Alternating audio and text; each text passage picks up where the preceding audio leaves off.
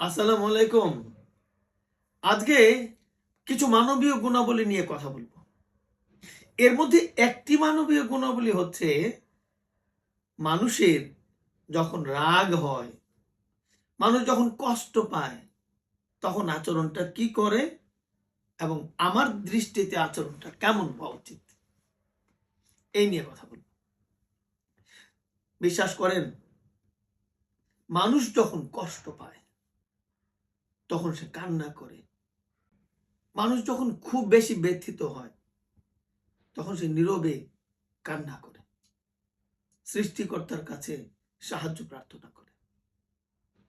কিন্তু আপনি দেখবেন, মানুষ ছাড়া অন্য যে কোনো প্রাণী যখন সে কষ্ট পায় তখন সে আক্রমণ করে।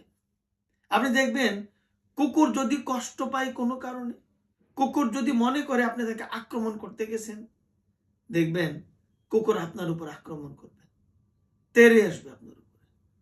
সাপ দেখবেন আপনার উপর আক্রমণ করতে আসবে।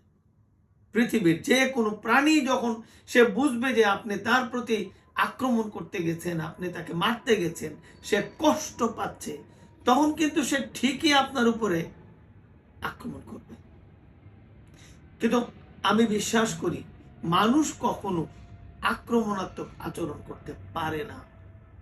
মানুষ মানেই কষ্ট পাবে, কষ্ট পেলে কান্না করবে।